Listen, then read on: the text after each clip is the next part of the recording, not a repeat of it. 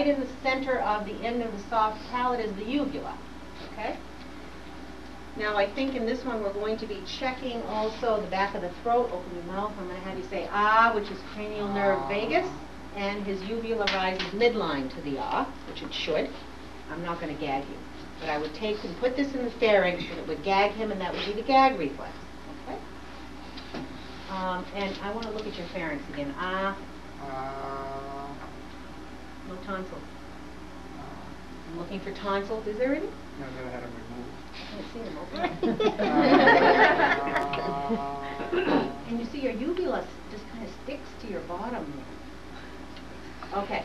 I don't see any plaques. Okay, I don't see any redness. But that's what you're looking for back there. Okay, and those are the cranial nerves, right? The gag and the vagus with the rising of the uvula. Okay, now we're going to do the abdomen. I'm going to have you lay down. That goes for this.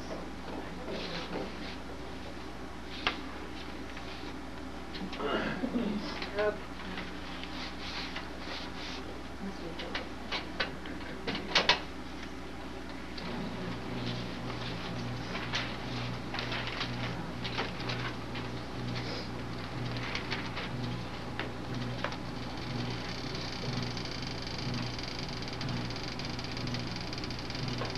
Okay, first thing when you're looking at the abdomen, okay, what you want to look at first of all is you want to look at the color of the abdomen. The color of the abdomen is, he's kind of a dark complected guy, but pinkish light brown. The other thing you want to look at is you want to look at the contour of the abdomen. He's got a little bit of a scaphoid of an abdomen. It's got a flat scaphoid. Is it distended? When you look at the abdomen, is there a protrusion? Are there any masses? Is the umbilicus, is it present? Is it midline? Is it recessed? Is it everted versus inverted? Okay, those are the kind of the things that you look at initially. Do you see any visible pulsation? Do you see any peristalsis? Okay, you shouldn't see any of those things. Okay? So his abdomen, also I don't see any scars. He's lucky. Any striae. I don't see any lesions. So he has a pretty clear looking abdomen. So that's the first thing that you do. And remember with the abdomen, the sequence is inspection, right? Then what are you going to do? Auscultation. Then what are you going to do? Percussion and correct. So the next thing I'm going to do is I'm going to listen to bowel sounds. And just don't say that the bowel sounds are present. What you want to say is the bowel sounds are hypoactive, hyperactive, normal in sound. You don't have to count them, but for those of you that want to know, they're 5 to 34 minutes normally. Vowel sounds are always more pronounced in the lower fields. If you do not hear vowel sounds, you must listen for full 5 minutes.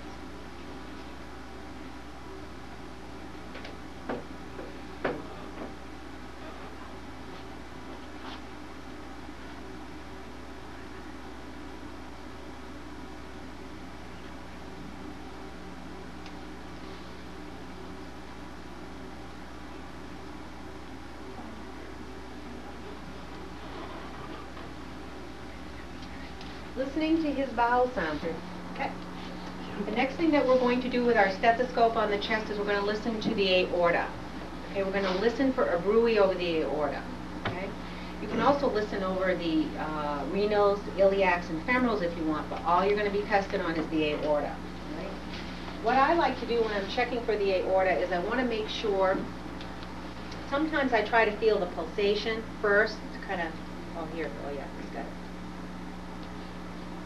And what I'm going to do is I'm going to listen again for a swishing, right, a bruit.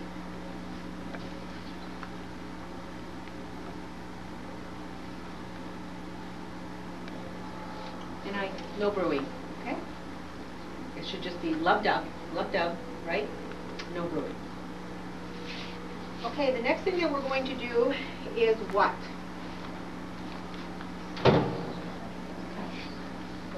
Percuss.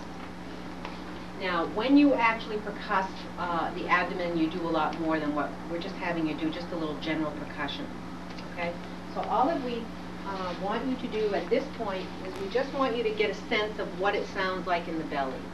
And the sound that you're going to be hearing in the belly is tympani. Okay? Again, I always use my finger in this, but you're more than welcome to use your finger. I use the percussion hammer because I don't have strong fingers. Okay?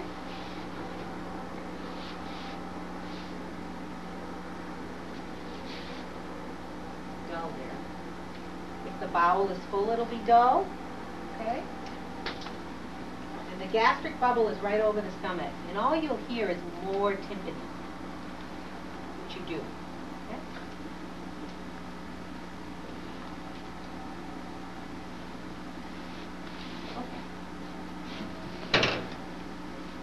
The next thing and the last thing we're going to do is we're going to palpate. And we're just having you do light palpation. But actually, when you're palpating, what you're trying to feel is if there's any masses, feel the organs. And when if you do ever go on to school, you're going to learn to try to palpate the liver, but it's a very deep palpation, and it hurts the individual. It really does. Okay? But all that you're going to be doing here is just kind of doing a gentle palpation. Any tenderness when I do this? No. Good. I told him to say no to everything. Seeing if I feel any swelling, any masses, any lesions, and I don't. Okay, and that makes the end of the abdominal thing. I'm going to have you pop up. Careful. Okay. Did I miss anything? Okay.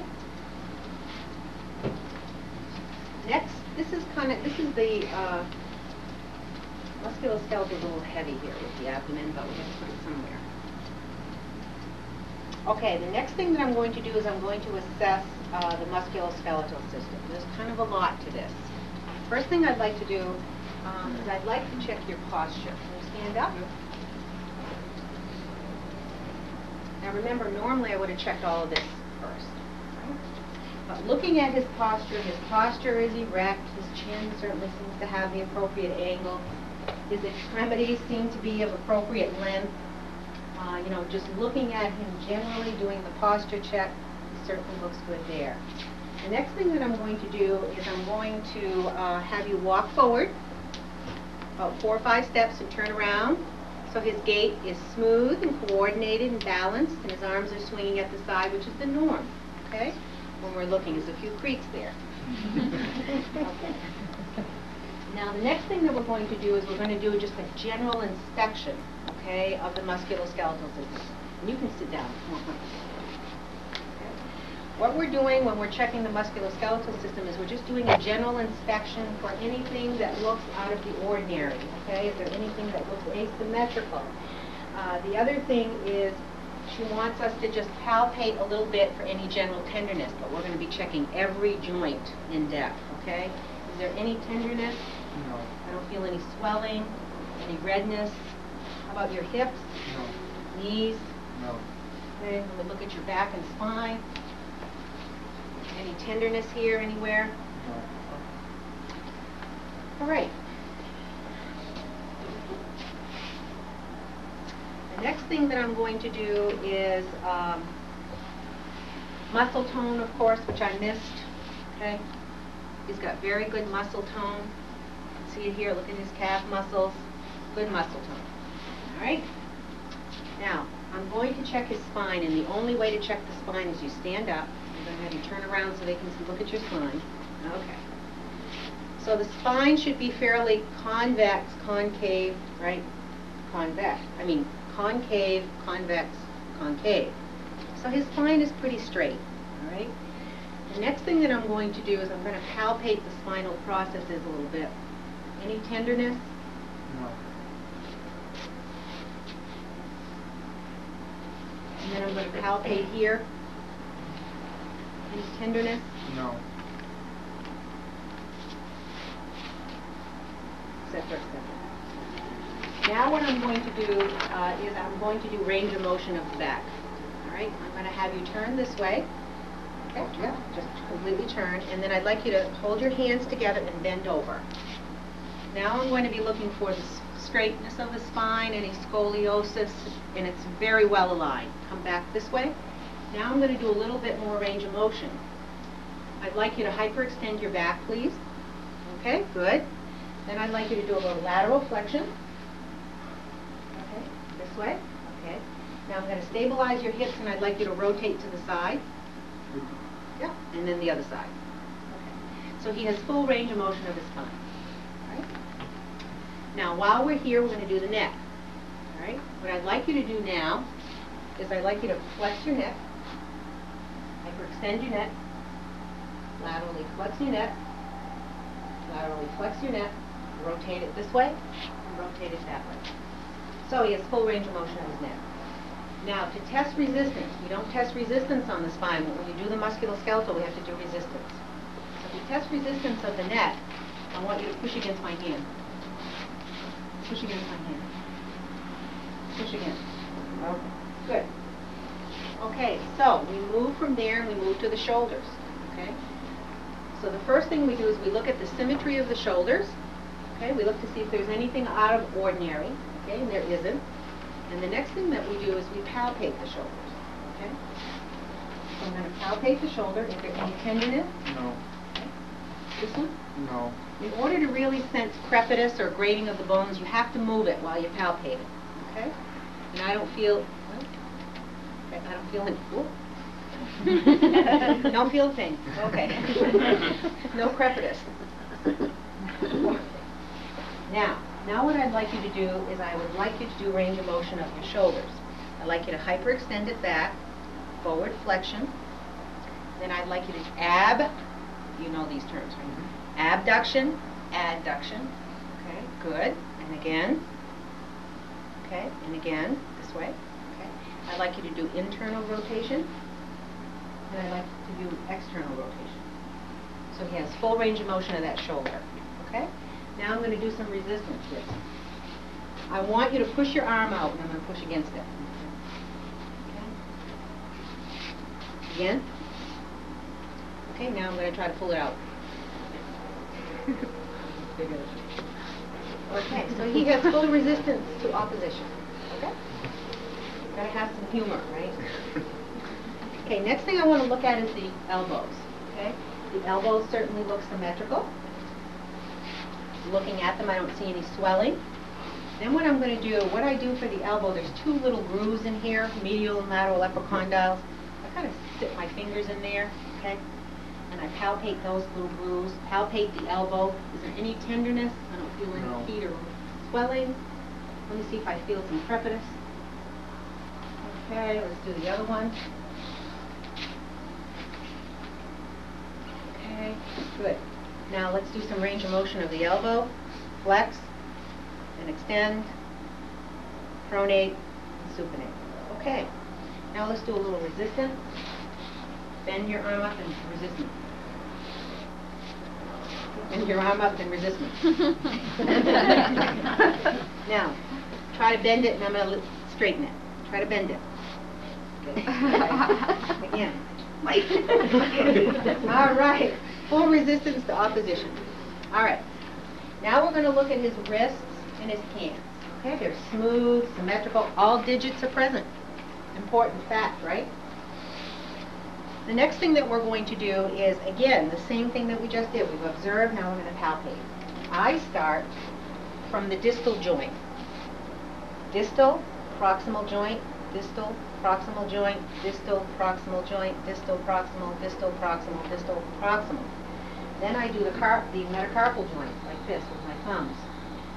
Any tenderness, I don't feel any lesions, any crepitus, and the other hand as well, okay? And you also do the radial carpal grooves right here, okay? Again, palpate. You feel any lesions, you feel any swelling, any tenderness. Okay, now we're going to do range of motion of your wrist. Flexion, okay, extension, flexion, extension, hyperextension. Remember those? Radial deviation, ulnar deviation. Okay? Now, with your hands and your fingers, actually you do it here as well. The next thing we're going to do is I'm going to have you resist me with your wrist. Okay? So, resist. I'm going to, you go, that's exactly it. And then the other way around. Okay. Fingers. We're going to do first abduction, adduction, ab and add, flexion of the fingers, extension, flexion, extension, making a fist, opposition, and you can even do a palmar crease, okay, if you want. That's really something you want to do. Now for resistance of the fingers, can you hold your hands out this way? Okay, keep them that way and don't let me adduct them. That was easy. Okay, now to also gauge strength, squeeze my fingers, hard as you can. Okay, good. Here. Good. And then you can even do resistance of the finger flexion if you'd like. Okay. Now for his hips, when you're looking at hips, I'm going to just hold this up. I won't expose you. Just that's it. When you're looking at hips, they need to be symmetrical. And what you really need to be looking at, let's turn around this way. You need to be looking at the gluteal folds for symmetry. Very important in kids. Asymmetrical gluteal folds, dislocated hip. Okay? But you also want to make sure they're symmetrical in the older person. So hips seem to be symmetrical. Okay? And what I'm going to do is I'm going to palpate the hip. Is there any tenderness? No. Okay. All right. Now with the rest of this exam, you're going to have to lay down. So I'll show you why. Next thing first, before you lay down, I'd like you to hyperextend your leg. Okay, and flex it upward. Okay. Can you do the other one? Okay, good. Now I'm going to have you lay back down here. You two hold to that. No, it's fine.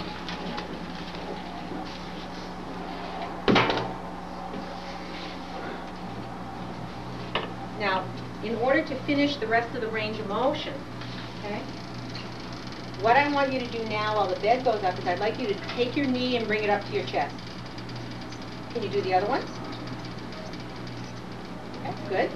Can you ab and adduct your leg? Ab. That's it. Good. All right. Okay. Hold. Now the next thing that we're going to do is we're going to do a little resistance on the hip. Okay. Okay. Now I'm going to try to push it in, resist me. Okay. And you would do the same thing on the other leg. Okay. Now the next thing we're going to do is we're going to look at the knees. Okay. When you look at the knees need to be symmetrical. There's bilateral concavities on both sides of the knees and up on the top, so you can feel that. Just like that. Okay. So what I'm going to do first of all is I've looked. They look symmetrical. Any tenderness? No. I'm feeling swelling and nodules. And really, to feel crepitus, I have to make him flex it. Okay, I don't feel it. Again here. There. Okay, it's got a little bit of crepitus over here. All right? Now, I want you to flex that knee. Extend it. Flex it. Extend it. Good. And you can also, if you want, but we're not asking you to, you don't have to do this, you can internally rotate the knee and externally if you want. Okay. Good. And again, resistance. Okay, I'm going to bend your knee. Hang on a minute. Now you straighten it. Okay. And now I'm going to try to bend it and you straighten it. Okay. And you would do that here. Okay. Ankles and feet. Okay. When we look at the ankles and feet, we want to make sure that the malleoluses are prominent, that he has 10 digits. Usually the Achilles is firm. Okay? And then the next thing that we want to do is look for any swelling or anything, which I don't see. I'm going to palpate the ankle joint. Is there any tenderness? The Achilles. Okay, same thing here. Okay? And then what I'm going to do is I'm going to work on that ankle joint. I'd like you to flex it. And actually, this is called plantar flexion, dorsiflexion. And then I want you to invert it and evert it. Okay, and you do the same here. For your toes, flexion, extension, and then you can add and abduct your toes if you're clever. Okay. Now what I'm going to do is I'm going to try to dorsiflex, you try to plantar flex. Okay. The other way around. Good. And You do the same here. And for the toes, you can actually try to resist me. Okay. So, he has full resistance to opposition. Okay? And I think, let's see, look at that. Okay. Next thing that we're going to do is the last piece of this. I'm going to have you sit on the, I'll have you put your socks back on if you don't mind, Jensen. The mental status exam, okay, which is the first part. But usually I do this first in the exam. We all know how to orient somebody or assess orientation for time, person, and place, right? That's the simple one. What isn't so simple sometimes is the memories, okay? We really have three memories, right? We have our remote, our recent, and our immediate or current, okay? So, the immediate memory that I could test with him right away is what's my name. See, so he's remembered my name. The other thing that I could do is I could show him three objects, okay? And in 5 minutes ask him, put them away, and ask him what they were, right? Now for recent memory, I could ask him what yesterday's date was or what he had for breakfast. Yesterday was the 10th of my egg sandwich. Very good. And for remote, when were you married? July 18th, 1998. And when were you born? February 15th, 1968. See, there you go, in a nutshell, okay? Now the other piece is the speech, okay? I've been talking to him right along, so I don't need to be giving him any tests.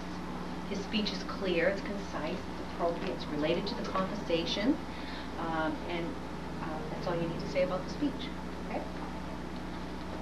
Now, so that takes care of the mental status exam. Now we're going to do the fun part. Okay.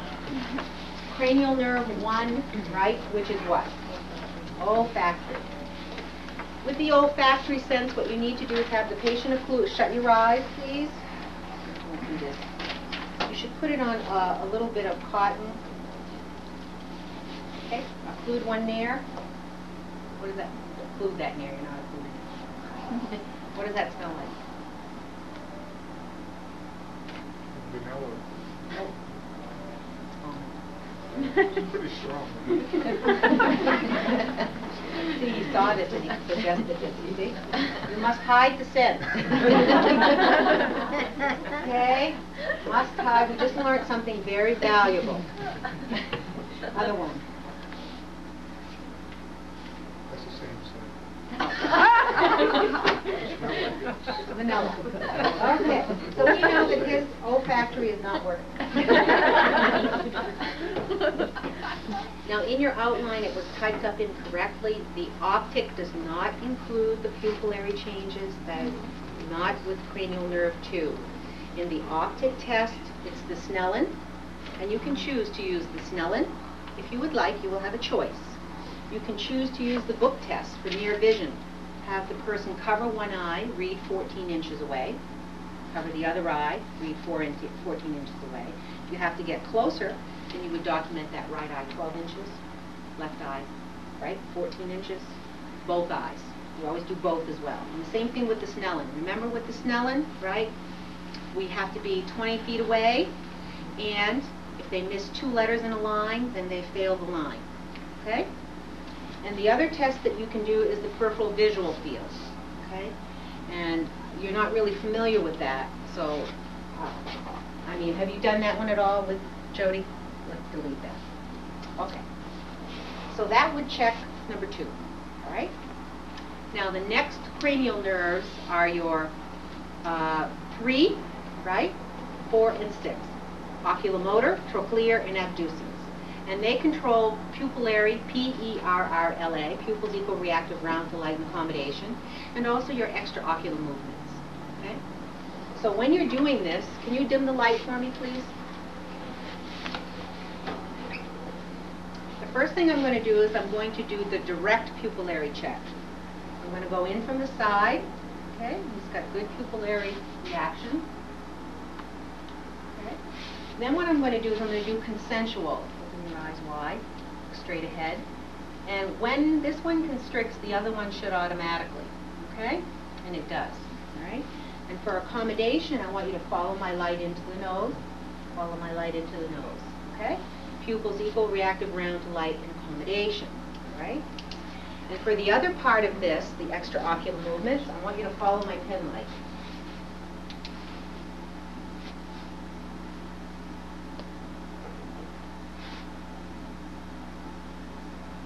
And then I usually make a big X for it.